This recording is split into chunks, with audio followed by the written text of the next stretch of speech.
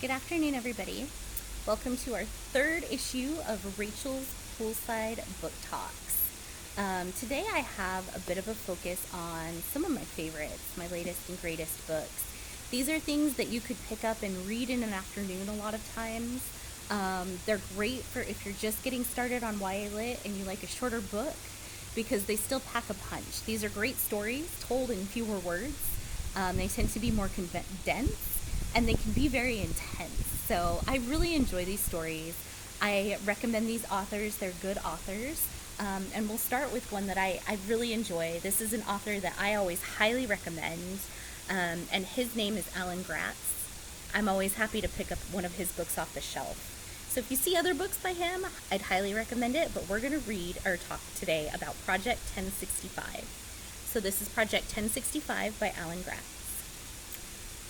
You do what you have to do, even if it means doing something wrong. Michael O'Shaughnessy is a 13-year-old boy growing up in Nazi Germany. Like any teenager, he loathed dinner parties, small talk, and listening to adults discuss the war and Hitler.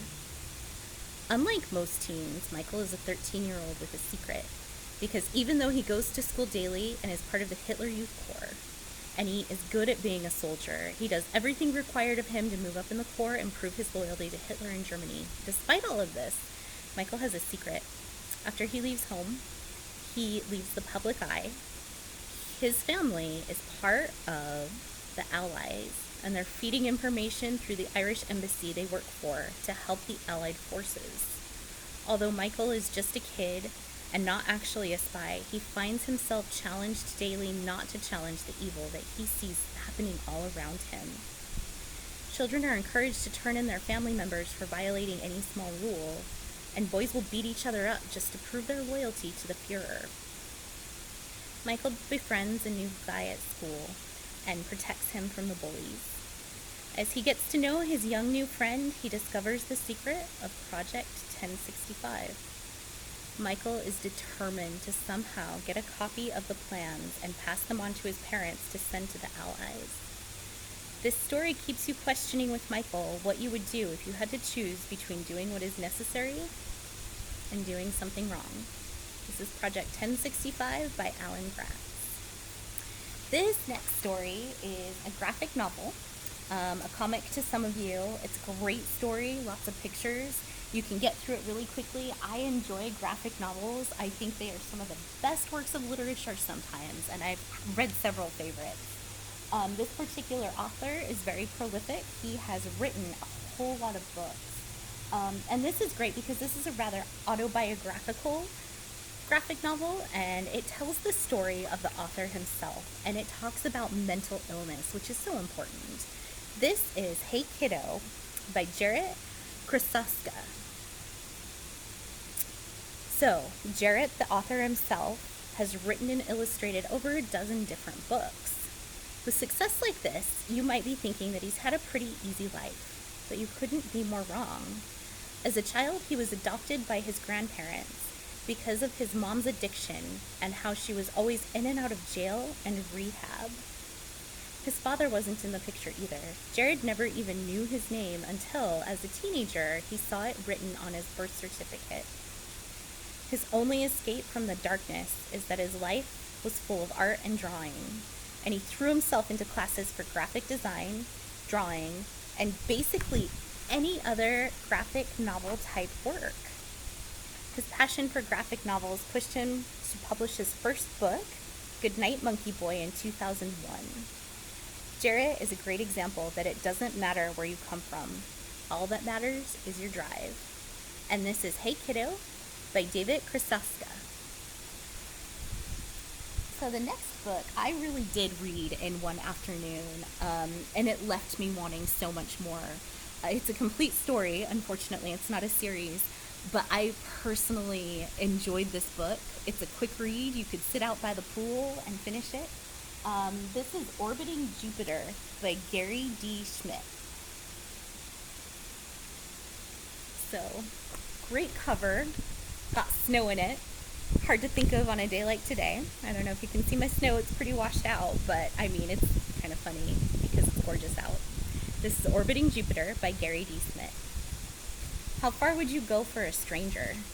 12-year-old Jack hasn't experienced much outside of his small town.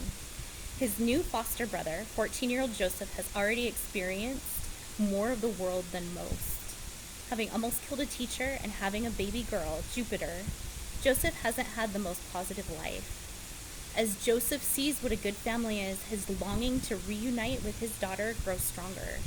Even surrounded by Jack's parents, Joseph's past still has a way of creeping up on him and forcing Jack to question just how far he's willing to go to support his new stepbrother. This is Orbiting Jupiter by Gary D. Schmidt. All right, my next book, it's a whole lot of fun. We covered some dark topics here today, and I thought I'd lighten it up. It's super cute. It's a big book if you pick it up off the shelf, but like I said, don't be intimidated. The font is just really large. You will find yourself blazing through this book quickly. You will be laughing. It's entertaining. It's comedic. This is My Lady Jane. It's by a series of authors. We have Cynthia Hand, Brody Ashton, and Jody Meadows. Great book. Facts. Lady Jane Grey was the Queen of England and Ireland from July 10th to July 19th of 1553. History will say that she was imprisoned and executed less than a year later. History will say that Jane's rule was marked by the tragic death of her first cousin once removed, Edward V, who died at 15 and wrote Jane into his will as the next heir to the throne. This book, however, has a different idea of what happened to My Lady Jane. Lady Jane Grey is a quirky, book-loving royal. In her world, royalty comes with a secret gift: the ability to shapeshift. She grew up with stories about how King Henry, her great-grandfather, would turn into a lion in front of the entire court, and sometimes eat an advisor when he lost his temper. Not everybody's shape-shifting gift is quite so fearful, however, and some are downright inconvenient. Jane, her cousin Edward V, and their friends must navigate the challenges of leading a powerful country when there are many other people who want to steal the throne. These people will stop at nothing to get power. Edward and Jane find themselves on the run for their lives. Through their adventures, Edward and Jane find romance and ultimately the courage to seek their own heart's desires, which might not lead them to the life and the destiny that they once believed.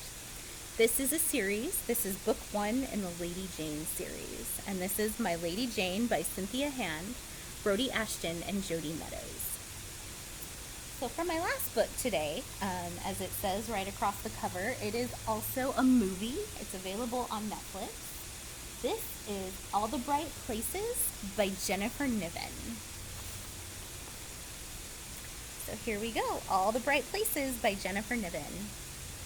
The world looks very different from 6 stories high. Theodore Finch and Violet Markey are high school seniors. From their precarious perch on the school's bell tower, Theodore, the school freak, looks like a little less crazy and a little more heroic. And Violet, the popular academic, looks a little more dangerous and more in distress. Or is it the other way around? Either way, both end up back on solid ground and irrevocably changed. Violet, still reeling from the automobile accident that killed her sister, finds hope and comfort in Finch, as the unlikely pair embark on a journey that begins as a school project. Finch finds that Violet brings color and depth to his world, but he soon finds himself wondering which feelings are real, and if it's enough to keep him on solid ground. This is All the Bright Places by Jennifer Niven. Thank you so much for joining me today for our YA Poolside Book Talks. I will see you next week with another set of books. Have a nice day.